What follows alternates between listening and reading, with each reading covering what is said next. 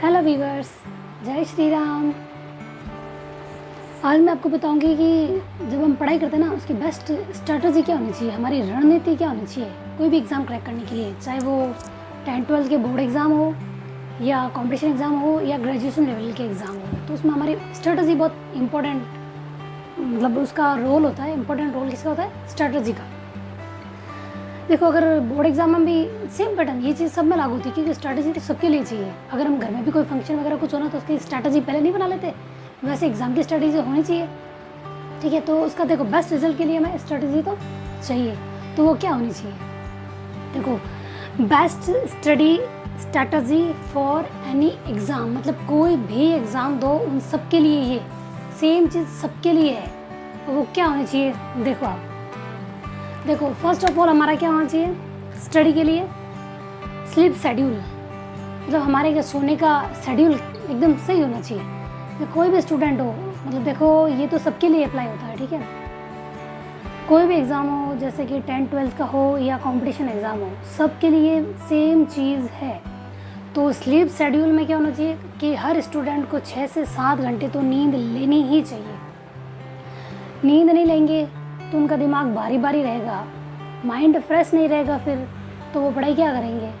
अगर वो quality time, मतलब क्वांटिटी टाइम निकाल लेंगे कम सो के, अगर वो ना देखो 6-7 घंटे नहीं सो के 4-5 घंटे ही सोते हैं, तो वो सिर्फ क्या क्वांटिटी टाइम निकालेंगे। क्वालिटी टाइम के लिए माइंड फ्रेश होना ज़रूरी है, तो वो क्वांटिटी टाइम का क्या करेंगे? अगर वो 4-5 घंटे सोकर भी टाइम तो निकाल लिया उन्होंने, बहुत सारा टाइम निकाले, लेकिन उस टाइम का होगा क्या जब माइंड ही फ्रेश नहीं है हमारा? तो 6-7 घंटे स्टूडेंट के लिए किसी चीज़ की तैयारी करें ना, तो उसके लिए माइंड फ्रेश होना ज़रूरी है। तो उसके लिए 6 से 7 घंटे की नींद बहुत ज़रूरी है। ठीक है, सेकंड है हमारा स्टडी इन्वायरमेंट, कि हमारा इन्वायरमेंट कैसा होना चाहिए जहाँ पे भी हम पढ़ाई करें। देखो, इन्वायरमेंट शांत होना चाहिए, मैशी नहीं होना चाहिए। अगर हम टेबल कुर्सी पे पढ़ते हैं तो यूँ नहीं कि हम पढ़ रहे हैं हिस्ट्री और हमारे पास ज्योग्राफी और पॉलिटिकल की बुक भी पढ़ी है, या फिर कोई भी चीज़ पेन वैन या कोई भी ज्योमेट्री बॉक्स वगैरह आपके इधर उधर फैले हुए पड़े, या फिर अपने कपड़े भी अपने वहीं रख दिए हैं, अपना फ़ोन वहीं पड़ा है। ये सारी चीज़ें एनवायरनमेंट को ख़राब करती है। स्टडी के लिए अगर स्टडी करते हैं ना, तो उसमें ये इम्पॉर्टेंट है इन्वायरमेंट, पढ़ाई का वातावरण बनाना चाहिए हमें। जैसे घर में कोई फंक्शन होता है तो वातावरण नहीं होता कि भाई आज हमारे जागरण है, तो वातावरण कैसे सब वो सेटअप ला के लगाते हैं, फिर वो आते हैं जागरण गाने के लिए नहीं आते, भजन वजन होते हैं करते हैं, तो एटमॉस्फेयर तैयार नहीं होता। वैसे स्टडी का एनवायरनमेंट होना चाहिए कि हम यहाँ पे हम पढ़ाई कर रहे हैं, ये हमारा सिलेबस लगा हुआ है। और देखो, मतलब जहाँ आप पढ़ाई करो ना वहाँ अपना सिलेबस लगा दिया करो, और टाइम टेबल लगा दिया करो कि किस तरीके से पढ़ना है, वो भी मैं आपको बता दूँगी, लेकिन पहले मैं स्ट्रेटजी बता रही हूँ। तो अपना एनवायरनमेंट ये बहुत बेस्ट है। स्लीप शेड्यूल के बाद स्टडी इन्वायरमेंट बहुत ही ज़रूरी है कि हमारा एनवायरनमेंट अच्छा होना चाहिए पढ़ने के लिए, एकदम शांत वातावरण होना चाहिए। कोई कोई ऐसे स्टूडेंट भी होते हैं जो ज़ोर ज़ोर से पढ़ते हैं, उनके लिए क्या वातावरण को इम्पोर्टेंस नहीं रखता है, वो कहीं पे भी पढ़ लेते हैं। लेकिन देखो, आज तक हम वैसे पढ़ते हैं, लेकिन कुछ हुआ कुछ नहीं ना, तो हम तरीके तो बदलने ही पड़ेंगे। तो एनवायरनमेंट को बदलो कि भाई एनवायरनमेंट शांत होना चाहिए। देखो, एनवायरनमेंट कोई ये भी कहेगा कि भाई हम तो स्कूल के स्टूडेंट हैं, तो हम पढ़ते हैं तो हमारे घर में तो शोर होगा, हम कोई कंपटीशन की तो तैयारी कर रहे नहीं है। लेकिन उनको ये तो पता है कि मतलब नींव मजबूत अभी से हो रही है, तो घर वालों को मतलब आप बात करोगे तब तो पता चलेगा ना, नींव मजबूत यहीं से होगी। अगर अभी से आपका एटमॉस्फेयर शांत और अच्छा रहने लगेगा ना, तो आप कंपटीशन एग्जाम की आगे बेस्ट तैयारी कर पाओगे, क्योंकि वो शुरू से आदत रहेगी कि हाँ ऐसे वातावरण में हमारी बहुत अच्छी पढ़ाई होती है। ठीक है, नेक्स्ट हमारा स्टडी इन बेड, ये है रॉन्ग। देखो, एक तो एनवायरनमेंट मैसी नहीं होना चाहिए, अच्छा होना चाहिए। नेक्स्ट है हमारा स्टडी इन बेड, पलंग पे बैठ के कभी पढ़ाई नहीं करनी चाहिए। कि देखो, अगर हम सर्दियों में पलंग पे पढ़ते हैं तो हमारा मन क्या करता है कि यार सो जाते हैं, बहुत सर्दी है, पलंग कितना मतलब बेड कितना गरम गरम है, थोड़ा सो जाते हैं। दिमाग में बार बार यही चीज़ रहती है। सर्दियों में पढ़ते हैं, देखो सबका मन ही रहता है कम्बल वम्बल ओढ़ के पढ़ते हैं, हम आराम से पढ़ लेंगे, यहाँ पे सबसे अच्छा है। लेकिन नहीं, ये पढ़ाई यहाँ पे सही नहीं होती, बिल्कुल भी नहीं होती। देखो, मैंने भी बेड पे पढ़ाई की है, आपने मेरे वीडियो में देखा होगा, लेकिन देखो हाउसवाइफ के लिए ये चीज़ थोड़ी अलग हो जाती है, क्योंकि उनके बच्चे छोटे थे, वो पलंग पे ही सोते हैं। तो फिर हाँ, मेरे पलंग के पास ही मैंने टेबल लगा रखी है, मैं वहाँ पढ़ती हूँ। लेकिन कई बार ऐसा होता है कि उसको सुलाते सुलाते मुझे अपना टॉपिक कंप्लीट या रिवीजन करना होता है ना, तो मुझे पलंग पे पढ़ना पड़ता है। बाकी शुरू से दूसरे स्टूडेंट, मतलब हाउसवाइफ के अलावा भी तो बहुत स्टूडेंट है ना, बॉयज़ वगैरह, तो वो अगर पढ़ें या फिर जिनकी शादी नहीं हुई है, तो वो बेड पे नहीं बैठे, टेबल कुर्सी पे बैठे हैं। मल्टीटास्किंग, पढ़ते समय मल्टीटास्किंग नहीं करनी चाहिए। अब मल्टीटास्किंग होती क्या है, जैसे आप पढ़ाई कर रहे हो, एटमॉस्फेयर वगैरह सब सही है, आपने सब कुछ चीज़ देख लिया है, सब चीज़ देख लिया, आप पढ़ने पे बैठ गए, थोड़ी देर में मम्मी आवाज़ लगा रही है और आप बोल रहे हाँ मम्मी मैं आ रहा हूँ, तो वो नहीं करना है। या फिर आपके मोबाइल की मतलब फ़ोन तो आपने दूर रख दिया, लेकिन जैसे किसी का मैसेज आया आप फ़ौरन दौड़ के गए, रिप्लाई कर रहे हो, रिप्लाई करते व्हाट्सअप देख लिया, रिप्लाई कर लिया, फेसबुक पे क्या नोटिफिकेशन आया वो देख लिया, व्हाट्सअप पे चलो स्टेटस देखने लग जाते हैं, इस तरीके से आपका टाइम चला जाता है। तो आपको मल्टीटास्किंग नहीं करनी चाहिए, ठीक है। एक है मोबाइल स्लॉट। देखो सब लोगों के पता है मोबाइल तो अब कंपलसरी हो गया है, जैसे कि मोबाइल के बिना हम जी नहीं सकते, वो हो गया है।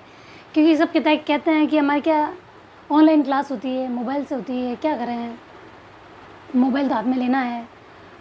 उसका भी एक ना फिक्स टाइम रखो कि हाँ भाई हमारी ये क्लास है, हमको 1 या 2 घंटे की क्लास लेनी है अभी, और 1-1.5 घंटे के बाद में फ़ोन से जितना दूर रहोगे ना और किताबों में घुसोगे तो ज़्यादा सही रहेगा। किताबों से हमें जल्दी याद होता है क्योंकि वो हमारे सामने दिखता है, और ऑनलाइन में क्या है, ऊपर नोटिफिकेशन आते रहते हैं फ़ोन के बीच में और हम देखते रहते हैं। क्लास चल रही है फिर भी हमारा नोटिफिकेशन पे ध्यान रहता है, हाँ भाई ये नोटिफिकेशन आया है, बस हम वहाँ पे ज़्यादा देख लेते हैं।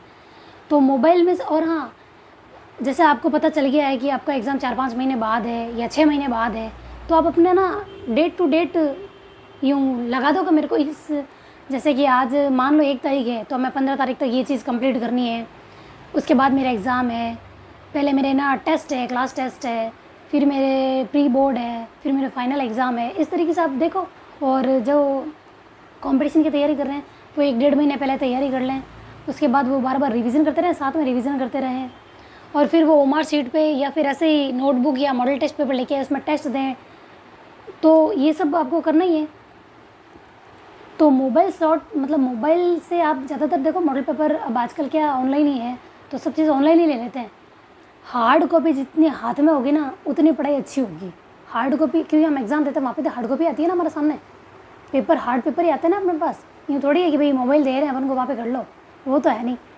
तो आपको मोबाइल से दूर रहना है और ज़्यादा से ज़्यादा गैजेट डिलीट कर दो, व्हाट्सअप डिलीट कर दो। अगर व्हाट्सअप आपके जैसे ऑनलाइन क्लास की लिंक आते वगैरह है जो स्कूल स्टूडेंट हैं उनके लिए, तो चलो ठीक है व्हाट्सअप रख लिया लिंक के लिए। फेसबुक किस काम की, उस पर तो कुछ भी नहीं आता, वो डिलीट कर दो। इंस्टाग्राम डिलीट कर दो, ठीक है। ये मतलब एक्स्ट्रा जो चीज़ें ना, व्हाट्सअप अगर फ़ोन से दूर नहीं रह सकते, ये फ़ोन में चीज़ें होगी नहीं तो आप फ़ोन के प्रति मतलब अट्रैक्ट होगे कैसे, फ़ोन से तो आपको दूर रहना ही पड़ेगा ना। तो फ्लाइट मोड पे डाल दो अगर आप ये डिलीट नहीं कर सकते। देखो जितना कोशिश करें 6 महीने अगर डिलीट कर लोगे ना तो उसके बाद उसका रिजल्ट बहुत अच्छा आएगा। जो आप 10,000 का फ़ोन चला के भी आज बार बार यही देख रहे हो, व्हाट्सअप इंस्टाग्राम फेसबुक, ये बाद में 1 लाख का फ़ोन चलाना, अपने पसंद का घर लेना, कार लेना, सब कुछ ले सकते हो। एक 6 महीने की तैयारी आपकी ज़िंदगी बदल सकती है। तो अभी मोबाइल से दूर रह लोगे तो क्या हो जाएगा, अभी ये चीज़ें डिलीट कर लो ना। तो ये आपको चीज़ें डिलीट कर देनी है। नेक्स्ट है टेबल। ये जैसे मैंने ऊपर बता दिया है कि स्टडी बेड पे नहीं करनी है, टेबल कुर्सी पे करनी है। तो ये ध्यान रखना कि टेबल कुर्सी पे करनी है आपको। इससे क्या मतलब माइंड को भी लगता है हाँ पढ़ना है, टेबल कुर्सी पे बैठना है, मतलब ये प्रेशर नहीं रहता है, आराम से पढ़ पाते हैं। एक इम्पोर्टेंट है ये स्टडी का टाइम। स्टडी टाइम इम्पोर्टेंट क्यों है पता है? स्टडी टाइम इम्पोर्टेंट क्यों है पता है? किसी के घर में मतलब देखो हाउसवाइफ को तो ये पता ही होगा कि कौन कब सोता है, वो उसके अनुसार अपना टाइम मैनेज करेंगी कि घर में शांति कब होती है। क्योंकि देखो पढ़ने के लिए शांति बहुत ज़रूरी है, ठीक है। स्टूडेंट को भी लिए भी ज़रूरी है। देखो या तो मॉर्निंग में जल्दी उठ के पढ़ो, स्टडी टाइम आपको अपना फिक्स करना पड़ेगा। देखो रात को आराम से सो के अगर सुबह उठ के पढ़ते हो तो माइंड फ्रेश रहता है और ज़्यादा याद होता है, इसलिए मॉर्निंग का टाइम ज़्यादा रखते हैं। नहीं तो क्या है देखो रात को पढ़ते हैं ना तो पूरे दिन तो अपन कहीं ना कहीं लगे रहते हैं, या तो फिर फ़ोन चलाते रहते हैं, या फिर कहीं बाहर चले जाते हैं, कोई दोस्त आ जाते हैं वहाँ चले जाते हैं, या फिर फ़ोन पे गप्पे मारते रहते हैं, घर में कुछ करते रहते हैं। वो सब करने से बेस्ट है ना कि आप स्टडी का टाइम मेंटेन करो। अगर आप नाइट में पढ़ते हैं तो दिन में 2 घंटे सो जाएं ताकि नाइट की स्टडी आपकी बहुत अच्छी हो जाए। या फिर मॉर्निंग का टाइम सबसे बेस्ट है, 4 से 6 बजे तक पढ़ें, स्कूल जाने वाले स्कूल जाएँ, ये स्टडी टाइम इसका फिक्स रहेगा, ठीक है। उसके बाद है हमारी स्ट्रेटेजी में ये चीज़ इम्पोर्टेंट है, इन चीज़ों को कैसे देखना है वो बता रही हूँ, ठीक है। किस एग्ज़ाम की तैयारी करें, सबसे इम्पोर्टेंट तो ये स्ट्रैटेजी में है। इन सबसे इम्पोर्टेंट है ये कि आपकी स्ट्रैटेजी होती क्या है, होनी क्या चाहिए। ये इम्पोर्टेंट क्यों है, इससे कि देखो हमारा एग्ज़ाम कब है, ये हमें टारगेट करना है, कि हमारा गोल फिक्स करना है, कि हमें सबसे पहले ये इंपॉर्टेंट है कि हमें फिक्स करना। देखो स्कूल वालों के तो फिक्स होता है कि हाँ मैं बोर्ड एग्ज़ाम देने हैं, 10th के देने हैं, 12th के देने हैं, क्या देने हैं, ये गोल फिक्स होता है। लेकिन उनके लिए छोटे छोटे गोल वो बना सकते हैं कि हमें 15 दिन में मतलब ये सब्जेक्ट कंप्लीट करना है, 1 महीने बाद इसका रिवीजन करना है, इसके क्वेश्चन निकालना है, ये चीज़ वो छोटे छोटे गोल बना सकते हैं। लेकिन जो कॉम्पिटिशन एग्ज़ाम की तैयारी कर रहे हैं ना, उनके लिए गोल इंपॉर्टेंट है कि वो किस चीज़ की तैयारी कर रहे हैं, मतलब कौन सी वैकेंसी आ रही है या कौन सी आने वाली है, ये उनको पता नहीं होता। लेकिन एक फिक्स तो होता है ना कि आपकी क्या चीज़ चल रही है, बीएड किया हुआ है, एमए किया हुआ है, फर्स्ट ग्रेड की तैयारी करेंगे, या नेट क्वालिफाई हो तो आप कॉलेज लेक्चर की तैयारी करोगे, किस चीज़ की तैयारी करना है, पहले वो अपना गोल फिक्स करना है आपको, ठीक है। गोल डिसाइड हो जाए तो उसके बाद उसका सिलेबस प्रिंट आउट करो। सिलेबस हमेशा प्रिंट आउट होना चाहिए, आपके हाथ में हार्ड कॉपी होनी चाहिए सिलेबस की। देखो जब तक फ़ोन में होगा ना, तो फ़ोन में अपन अगर सिलेबस देखेंगे ना, तो फ़ोन में सबसे पहले अपनी नज़रें वही उस पर जाएगी, भाई हाँ व्हाट्सएप पे क्या है, फेसबुक पे क्या है, वो चीज़ हो जाएगी। तो फ़ोन में नहीं, आपके पास हार्ड कॉपी होनी चाहिए इसकी। नेक्स्ट है हमारे प्रीवियस ईयर के क्वेश्चन पेपर। प्रीवियस ईयर्स के क्वेश्चन पेपर सबसे इम्पोर्टेंट है जो लोग कंपटीशन की तैयारी कर रहे हैं या बोर्ड एग्ज़ाम की तैयारी कर रहे हैं। अगर वो किसी चीज़ की कोई भी सब्जेक्ट पढ़ने से पहले अगर मॉडल पेपर पढ़ते ना, तो उनके दिमाग में ये फिक्स हो जाता है कि किस टाइप के क्वेश्चन आ रहे हैं, मतलब क्या पैटर्न है एग्ज़ाम का, क्या पैटर्न है, किस तरीके से क्वेश्चन आएंगे, वो चीज़ फिक्स हो जाती है, ठीक है। तो प्रीवियस ईयर के क्वेश्चन पेपर इनकी भी हार्ड कॉपी होनी चाहिए, सॉफ्ट कॉपी नहीं कि भाई ऑनलाइन डाउनलोड कर लिए बस हमारे फ़ोन में है हम देख लेंगे बस, वो नहीं। हार्ड कॉपी जब तक होगी आप उनको नहीं देखोगे तब तक आपको पता नहीं चलेगा। हार्ड कॉपी इंपॉर्टेंट है, इसीलिए तो कहता है ऑनलाइन स्टडी से क्या इंपॉर्टेंट होता है, ऑफलाइन। यूँ नहीं कि कोचिंग में जाके, अगर आप सेल्फ स्टडी करना चाहते हैं ना, तो ये ज़्यादा इंपॉर्टेंट है सेल्फ स्टडी के लिए, ठीक है। नेक्स्ट है प्लान। प्लान करो, अब जैसा आपका गोल सेट हो गया, सिलेबस आ गया, प्रीवियस ईयर्स के क्वेश्चन पेपर आ गए, मॉडल पेपर आ गए, उसके बाद है आपका प्लान कि आप प्लान करोगे कि आपको पढ़ना किस तरीके से, ठीक है। पढ़ना किस तरीके से, जैसे कि मॉर्निंग में पढ़ोगे, इवनिंग में पढ़ोगे, पहले क्या चीज़ कंप्लीट करोगे, कितने सब्जेक्ट लेके चलोगे, कौन सा कब तक कंप्लीट कर लोगे, कितने क्वेश्चन मतलब मॉडल पेपर निकालोगे, ये पता है। लंबा नहीं बनाना है कि हाँ 4-5 महीने का एक साथ बना दिया, छोटे छोटे स्लॉट में बनाओ। 15 दिन का देखो, अभी अगर आप लॉन्ग टाइम बाद स्टडी स्टार्ट करो ना, तो छोटे छोटे स्लॉट में बनाओ। जैसे पहले 15 दिन का बना लिया कि 15 दिन में मुझे ये कंप्लीट करना है, छोटे ले ना। अगर आप एक बुक कंप्लीट नहीं कर सकते तो टॉपिक तो कंप्लीट कर सकते हो कि मुझे एक दिन में एक टॉपिक कंप्लीट करना है, पहले एक दिन से शुरुआत कर लो, 24 घंटे से शुरुआत कर लो, फिर एक हफ्ते का बनाओ, 3 दिन का बनाओ, हफ्ते का बनाओ। देखो 3 दिन में क्या आप अपने आप को शेड्यूल में डाल सकते हो कि आपका शेड्यूल क्या होना चाहिए, वो 3 दिन में फिक्स हो जाता है। ये मैंने ना वीडियो में दिए हुए हैं, देख लेना। 3 दिन में आप अपना टाइम मैनेज कर सकते हैं, सोना उठना जागना पढ़ना सब कुछ मैनेज होता है सिर्फ 3 दिन में। ये देखो यूँ नहीं कि 7 दिन 21 दिन, वो ज़रूरी नहीं है, 3 दिन से शुरू करो ना, आराम से कर सकते हो। और मैंने करके देखा है, किया हुआ है मैंने, ये आप करके देखना, 3 दिन में हो जाएगा, ठीक है। तो आपको प्लान ये चीज़ करनी है, छोटी छोटी चीज़ें प्लान करना। एक साथ बड़ा प्लान करोगे तो आपको मतलब बर्डन रहेगा कि यार इतना सारा करना है, ये कब करूँगा, वो सोचोगे। छोटा छोटा करोगे ना तो अपनी पॉजिटिविटी एनर्जी आएगी कि हाँ यार आज मैंने मतलब इतना किया, आप है ना सोते समय संतुष्ट हो गए, हाँ आज मैंने इतना किया है, तो इसका मतलब कल थोड़ा इससे ज़्यादा करूँगा, तो क्या कॉन्फिडेंस आता है आपके अंदर कि हाँ मैं कर सकता हूँ। कॉन्फिडेंस के लिए प्लान बनाना बहुत ज़रूरी है। सब स्ट्रेटेजी में इंपॉर्टेंट चीज़ें हैं, वही मैं बता रही हूँ, ठीक है। तो जैसे आप आज आपने एक ही टॉपिक किया है, यूँ नहीं है कि गिल्ट नहीं रखना है मन में। अगर आपने 1-2 टॉपिक का प्लान किया था, एक टॉपिक कंप्लीट कर पाए तो वो अच्छे से कर लिया, तो आपके मन में क्या संतुष्ट है, कहता है जहाँ कल 0 था, एक भी नहीं कर पाया, आज मैंने 1 कर लिया, इसका मतलब कल मैं 2 कर सकता हूँ। तो धीरे धीरे ये क्या इंक्रीज़ होगा, टॉपिक इंक्रीज़ होंगे, फिर एक एक बुक एक एक सब्जेक्ट आपका आराम से कंप्लीट होगा। अगर 6 महीने का है तो, कि 5-6 महीने बाद एग्ज़ाम है। अगर आपका एग्ज़ाम बहुत नज़दीक है, देखो यूँ नहीं करना चाहिए कि भाई एग्ज़ाम मेरे 6 महीने बाद है, क्या है अभी तो दूर है, पढ़ लेंगे, अभी तो दूर है पढ़ लेंगे। दूर दूर के चक्कर में तैयारी नहीं कर पाओगे। तैयारी करनी है तो आपको ये रखना है कि हाँ 6 महीने बाद या 3 महीने बाद मैं जो एग्ज़ाम दे रहा हूँ उसका रिज़ल्ट पॉजिटिव आना चाहिए। यूँ नहीं कि उसका रिज़ल्ट नेगेटिव रहे, पढ़ लेंगे, वो नहीं। जब एग्ज़ाम आ जाता है कि एक हफ्ते बाद, ओ एक हफ्ते बाद एग्ज़ाम है, फिर अरे कल ही एग्ज़ाम है, अब मैं क्या तैयारी करूँगा, क्या क्या पढ़ूँगा, क्या करूँगा, फिर वो हो जाता है। तो आपको पहले यही चीज़ करनी है कि एग्ज़ाम दूर है, ये नहीं सोचना है बहुत दूर है, आपको उस हिसाब से तैयारी करनी है। हाँ एग्ज़ाम दूर है तो मुझे परसेंटेज कितने लेके आने हैं, मतलब अगर कॉम्पिटिशन एग्ज़ाम में है तो 80% के हिसाब से तैयारी करूँ, क्योंकि 100% सिलेबस कवर नहीं कर पाओगे। 90% 95% कवर कर पाते हैं, चाहे कितना भी टॉपर हो वो इतना ही कंप्लीट करता है। अगर 100% के चक्कर में जाओगे ना, तो आपको जो चीज़ें आपको आ रही है ना, नॉर्मल छोटी छोटी चीज़ें हैं, वो भी आप गलत करके आओगे। तो उसके चक्कर में कभी नहीं पढ़ना कि ये टॉपिक मेरे पास नहीं, ये कहाँ से देखो, उसके चक्कर में नहीं पढ़ना, ठीक है। तो आपका प्लान बना लिया, कैसे पढ़ना है, क्या पढ़ना है, ये सब बना दिया। उसके बाद है आपकी बुक। कंपटीशन एग्ज़ाम की तैयारी कर रहे हो तो एक गाइड बुक रखो, जिससे आपको ना जो चीज़ टॉपिक अगर नहीं मिल रहा हो या नहीं समझ में आ रहा तो आप इससे देख लें। और इससे समझ में नहीं आए, होते हैं कुछ टॉपिक ऐसे जो आपको ना बुक से समझ में नहीं आए, या टीचर समझाए, किसी टीचर से पढ़ना हो, पढ़ लो, वो समझाए, समझ में आ जाए तो ठीक है, नहीं तो आप यूट्यूब के चैनल बहुत सारे हैं, कोई भी टॉपिक आराम से समझ लो, उसको नोट डाउन कर लो, दोबारा नहीं देखना है कि मैं बार बार देख लूँ, टॉपिक को देखो, नोट डाउन कर लो, बात खत्म, ठीक है। तो आपकी बुक्स आपको फिक्स रखनी है कि हाँ ये बुक्स पढ़ूंगा, इसके अलावा अदर कोई बुक नहीं पढ़ूंगा, जिसमें आपके क्वेश्चन पेपर, मॉडल पेपर आपको ज़रूर इंक्लूड करने हैं। ये गाइड बुक आप अगर ऑथेंटिक बुक लाना चाहते हो तो ऑथेंटिक बुक भी आप ला सकते हो। मैंने जैसे कि बुक्स का भी बता रखा है, फर्स्ट ग्रेड की बुक मैंने बता दी है, रीड टू प्री के लिए मैंने बुक बता दी है, वो आपने अपने हिसाब से देख लेना, मतलब आपकी बुक इम्पोर्टेंट है, ठीक है। तो आपको बुक भी देख लेनी है, जो इम्पोर्टेंट चीज़ है मैं वो बता रही हूँ, स्ट्रैटेजी में क्या क्या शामिल होना चाहिए और किस तरीके से आपको करना चाहिए। फिर है नोट्स।